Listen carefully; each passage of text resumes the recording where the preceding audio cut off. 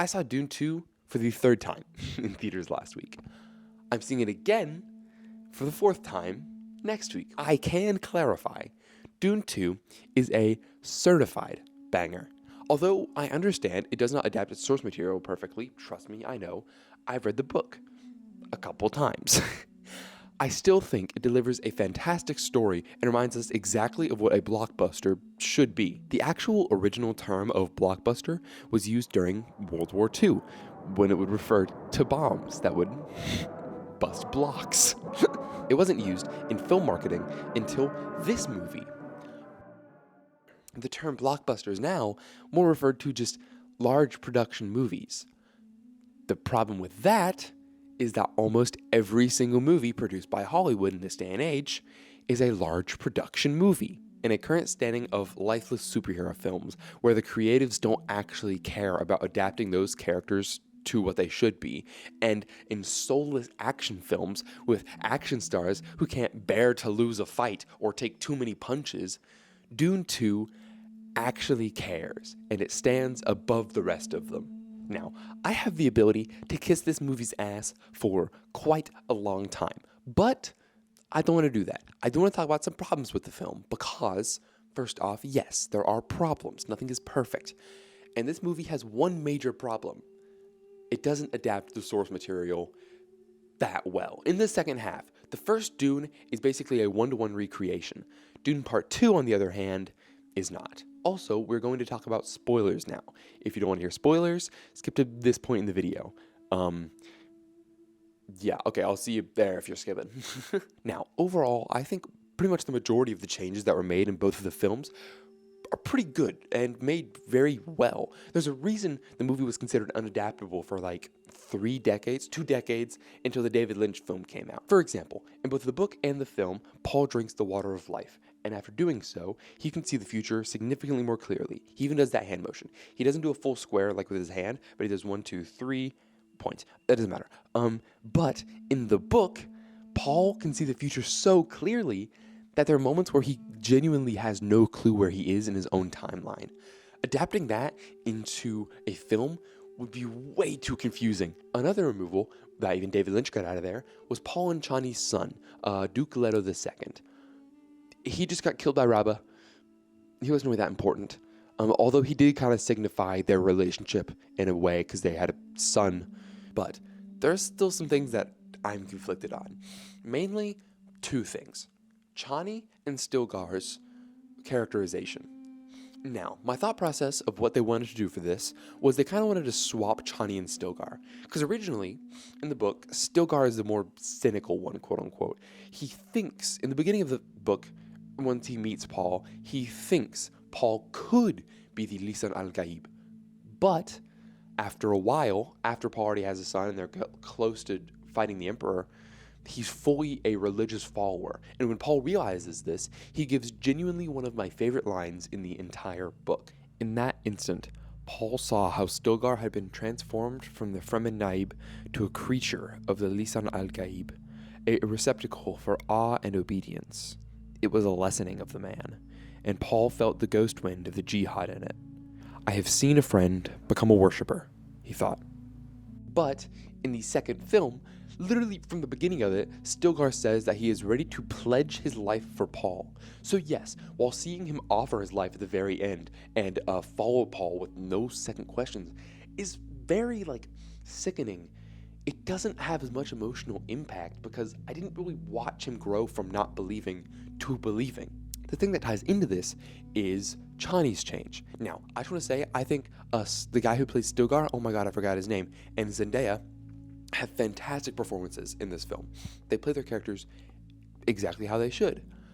The problem is their characters aren't who they are in the book. And I think the reason they would want to do this is to give Paul and Chani's relationship a bit more depth, but it still changes things, which leads to a significant change in the ending, which is the last major place where things go completely differently. In both the book and the film, Paul challenges the Emperor, and in doing so, he tells the Great Houses, hey, if you reject me, I will blow up the spice fields on this planet with nuclear bombs.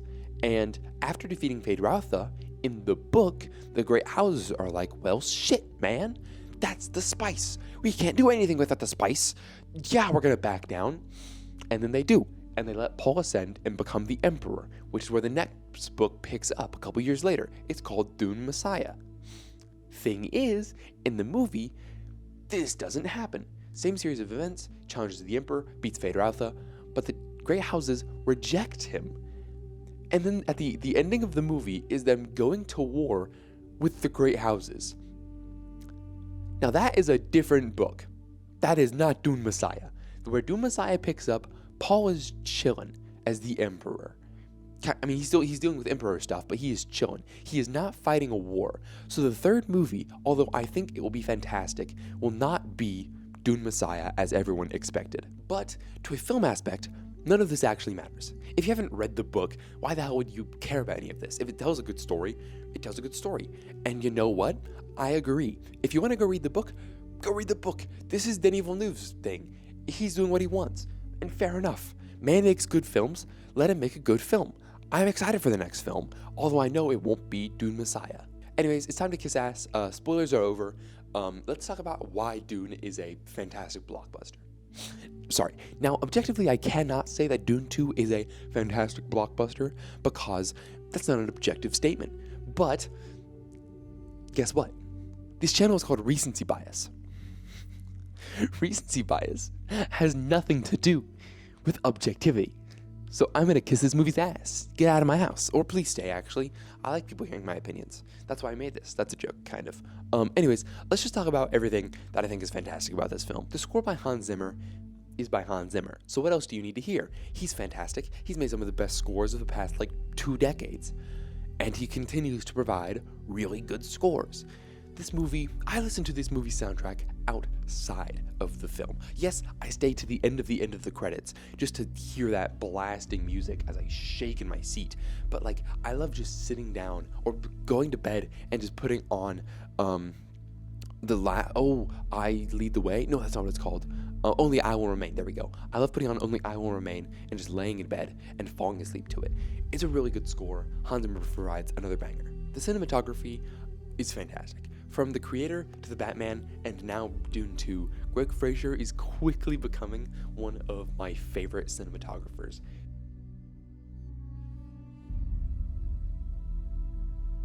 And once again with Dune, he adds just a massive sense of scale to this whole thing. But once again, I've said it 6 times now, he makes it feel lived in. I'm just going to speed run through the actors because there's so many of them. Timothée Chalamet can act weirdly well. Seeing Wonka 2-3 months ago and now seeing Dune, it's pretty impressive. And then watching Beautiful Boy last night, okay, Timmy, you got me. I understand. I will watch whatever your next project is because you're in it. We like Timothée Chalamet here. He does really good as Paul Atreides. I was very impressed. Austin Butler, copy and paste basically everything I just said about Austin Butler, but replace it with Elvis and Dune 2. I am so excited for the Bike Riders movie that he's doing, because fun fact, I love motorcycles. I have a motorcycle upstairs. I'll probably go drive it around later after editing this video. I love Austin Butler. His acting, the way he uses his voice and his facial structure to convey things, it's so cool. Zendaya is great at acting and being in really expensive films. I'm conflicted on how they changed Chani, but once again, I liked her performance. Rebecca Ferguson is also great at being evil and being scary. Once again, they kind of changed Reverend Mother Jessica, but we didn't talk about that. But I really enjoyed Rebecca Ferguson, and she's already had a pretty dope career, so I want to see her keep doing that. Javier Bardem, I'm happy he wasn't typecast again. He's been in so many villain roles. Pretty much all the roles I've seen him in have been villain roles. I was really happy to see him do something funny, although, once again, wasn't really to my use. But it was changing the book. I liked his performance. He did very well. We love Javier Bardem here. He's pretty funny. I would love to see more of his stuff. No Country for Old Men is top 10. Christopher Walken totally has committed a murder. I can't say that. Christopher Walken has allegedly committed a murder, and you can see him channeling that for this role. But in all seriousness, I do enjoy Christopher Walken here. He was really good. Stellan Skarsgård is weirdly scary. And Thor. I think about Thor when I think about him, and I feel sad about that. But now I think about this guy, and I'm scared of Stellan Skarsgård, although I would love to meet him. Florence Pugh was in Midsummer. That's all I really have. That's all I have in the script. So that's all I'm gonna say. And Josh Brolin was Thanos.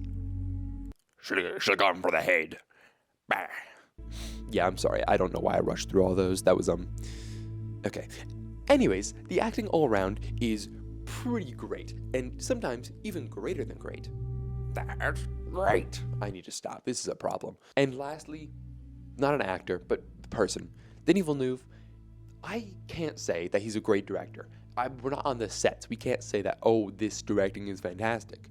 But what I can say is that I've seen almost every single one of his films, except Sicario, which I need to watch soon. And every single one of them has had a clear vision. And who's been the director? It's been him. I love all of his films. I think he's able to lead his crew fantastically. And I'm so excited to see what he does for Dune 3 and whatever his next film is. I'm gonna rant about, I was gonna rant about blockbusters, but instead of saying, oh, hey, this is a good blockbuster, why don't I just give you a comparison to a good blockbuster and a bad blockbuster? The original good blockbuster, Jaws, has great character moments. It has pretty good, scary action sequences with a great amount of tension, fantastic practical effects, and a classic score by one of the greats. It was made on a budget of $45 million in today's money. Dune 2 has great character moments, fantastic action sequences, pretty okay tension, beautiful cinematography, amazingly integrated CGI, immersive costumes, and an amazing score by one of the greats. It was produced on a budget of $190 million in today's money. Lastly, Black Widow. It has fine character moments, pretty okay action sequences, rushed comping and CGI, which I should say is not the workers' problem. They were most probably rushed and crunching, which is not a healthy place to be working in. It had decent costumes and a really forgettable score. I'm not lying, I watched this movie a week ago and I've legitimately forgotten everything about the score. Also, this movie was made with $288 million. Now, this isn't to say every single superhero movie with a massive budget is bad. They're not. It all just comes down to direction. If we can get a Spider-Verse for $100 million, and we can get a Marvels for $288 million, it's not a problem of, oh, you didn't spend enough money. It's a problem of you didn't get the right director for the job. And not only the right director, just the right people. And Dune 2 is a perfect indicator of this. You have Paul Lambert supervising VFX work, Greg Fraser bringing his fantastic cinematography, the entire cast acting at what might be the top of their game, Hans Zimmer composing a beautiful score, and Denis Villeneuve providing direction for all of them. And many more people who will never get as much recognition as just one of these names. Movies like Dune 2 should be the template for how to create a big budget, long action film while balancing said action with character moments in a severely condensed story. That is why I'm seeing it again next week. This has been the Dune popcorn bucket. I own this. I do own it. Where's the lid? Anyways, this has been Ivan Silas Jackson. This has been Recency Bias, and I hope to see you guys in the next video. Later.